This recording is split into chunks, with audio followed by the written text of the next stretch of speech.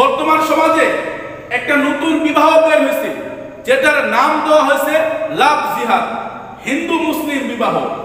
অনেক মুসলমানের ঘরের মেয়েরা হিন্দু ছেলের সঙ্গে প্রেম করে, এই প্রেম করে বিবাহের মধ্যে আবদ্ধ হয়ে যায়। এই হিন্দু মুসলিমের বিবাহ ইসলাম কতটুকু সমর্থন করে? সূরা বাকারার 221 নম্বর আয়াতের বর্ণনা আসছে, আল্লাহ তাআলা বলেন, ওয়ালা তানকিহুল মুশরিকাত হাত্তা ইউমিননা ওয়ালা তুনকিহুল মুশরিকিনা হাত্তা ইউমিনু। কোন মুসলমান কোন মুশরিককে বিবাহ করতে পারবে না যতক্ষণ পর্যন্ত ওই মুশরিকরা ঈমান না নিয়ে আসবে। তাহলে কোন মুসলমানের মেয়ে যদি কোনো হিন্দু ছেলেকে বিবাহ করে, তাহলে তার বিবাহ সহি হবে না, এবং তার থেকে যে সন্তানগুলো আসবে সবগুলোই জারজ সন্তান হবে। আমাদের সমাজে কিছু নাস্তিক মুরতাদ আছে, এরা বলে হিন্দু মুসলিম একে অপরকে বিবাহ করতে পারবে। তারা যুক্তি দেখায় যে এরা দুজনেই সাবালেক, এদের ব্যক্তি স্বাধীনতা আছে, এরা নিজের জীবন সঙ্গীকে নিজের মতো বেছে নিতে পারবে। এদের এই কাজকে বাধা দেওয়া মানে তাদের ব্যক্তি স্বাধীনতাকে বাধা দেওয়া।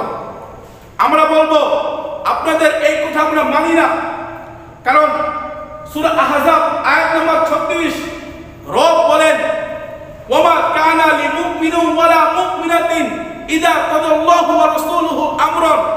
রব যখন, আল্লাহ এবং আল্লাহর নবী যখন কোনো বিষয় ফয়সালা করে নির্ধারণ করে দিয়ে দেয়, তখন দুনিয়ার কোনো মানুষের এখতিয়ার থাকে না যে সে ওই বিষয়টাকে মানবে কি মানবে না। অর্থাৎ আল্লাহ আর আল্লাহর রাসূল যে বিষয়টা নির্ধারণ করে দিবে, দুনিয়ার মুসলমানকে সেই বিষয়টাই মানতে হবে।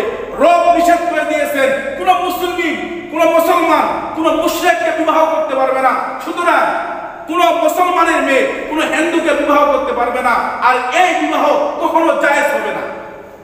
জায়েজ হবে তখন যখন কোন মুশরিক যদি মুসলমান হয়ে যায়, তাহলে মুসলমান তাকে বিবাহ করতে পারবে।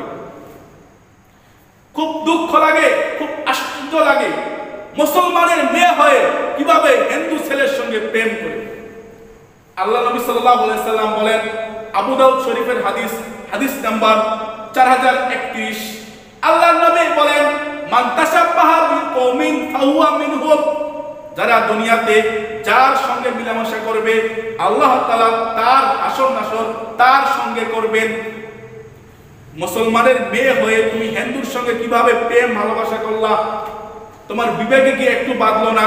ও তো কাফের, আর কাফেররা তো কোনোদিন জান্নাতে যাবে না। ও মা, ও বোন, ছলে বলে কৌশলে প্রেমের টানে তুমি যদি হিন্দু হয়ে যাও, ওই ছেলের মায়ের পরে তুমি যদি বিধর্মী হয়ে যাও, তোমার দুনিয়াও বরবাদ, আখিরাতও বরবাদ। তোমার দুনিয়াও শেষ, আখিরাতও শেষ। মুসনাদে আহমদের বর্ণনায় আসে, হাদিস নাম্বার 22075, আল্লাহ নবী সাল্লাল্লাহু আলাইহি সাল্লাম মুয়াজ ইবনে জাবালকে নসিহত করেছেন 10টি। তার মধ্যে প্রথম নাম্বার নসিহত করেছেন, ইয়া মুয়াজ আল্লাহ তুশরিক বিহি শাইআ, রবের সঙ্গে কাউকে শরীক করিও না। ইন কুতিলতা, তোমাকে যদি কেউ মেরেও ফেলে, আও হুরিকতা, তোমাকে কেউ যদি আগুনে জ্বালিয়েও ফেলে, এরপরেও রবের সঙ্গে তুমি কাউকে শরীক করিও না। ও মুসলমানের মেয়ে, তুমি মুসলমানের মেয়ে হয়ে কিভাবে হিন্দু ছেলের সঙ্গে প্রেম করো? খোদার কাছে যদি তার মায়ায় পড়ে তুমি অমুসলিম হয়ে যাও, তোমার কি দশাটা হবে? অধিকাংশ সময় শোনা যায় এরকে প্রেমের টানে পড়ে হিন্দুরা এই মুসলমান মেয়েকে ধর্ষণ করে। অনেক সময় দেখা যায় এই হিন্দু ছেলেরা এদেরকে প্রেমের টানে ফেলিয়ে অন্য দেশে পাচার করে দিয়ে দেয়। এই জন্য খেয়াল রাখতে হবে আমি মুসলমান হয়ে কোন হিন্দুর সঙ্গে মিশবো না, কোন হিন্দুর সঙ্গে প্রেম ভালোবাসা করব না। আর প্রেম ভালোবাসাটা শরীয়ত সাপোর্ট করে না।